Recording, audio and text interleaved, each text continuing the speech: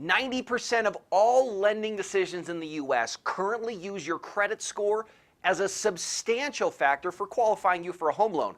And yet the inner workings of credit scoring often seem like a closely guarded secret.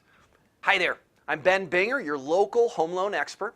And on this episode of Did You Know, we're going to crack the code on the recipe that makes up your credit score and what you can do to help keep that credit score growing to a healthy level.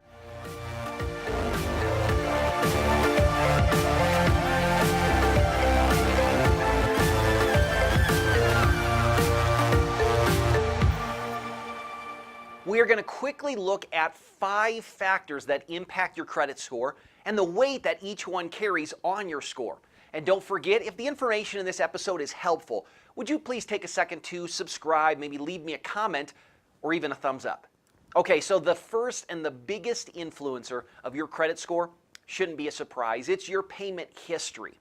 Doesn't it make sense that if a lender is hoping to forecast your future credit behavior, they're going to base that on your past payment history? So this is why one of the best ways to improve a credit score is simply by making consistent, timely payments on all your credit accounts. This alone accounts for 35% of your score. Now the next 30% is based off of something called your credit utilization. This refers to what percentage of your available credit you're actually using.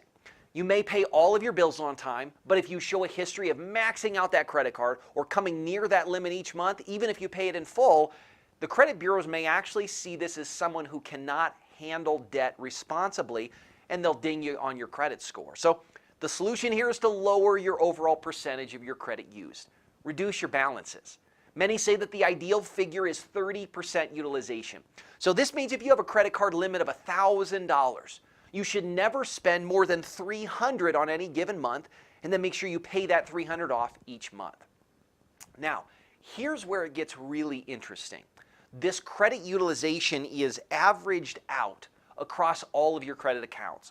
So if you have a maxed out credit card, let's say at $5,000, and another maxed out credit card at $500, if you pay 70% off on this $500 account, it's going to help your score as much as if you paid 70% off on this $5,000 account.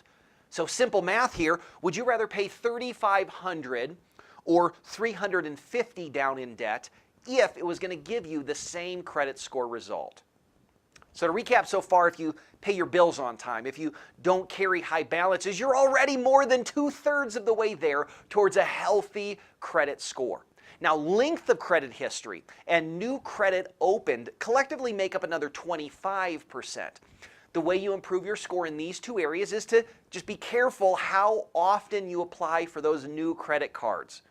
And for credit cards that you currently have, be cautious about just closing them up unless you consult a lender first to see what the impact of that could be.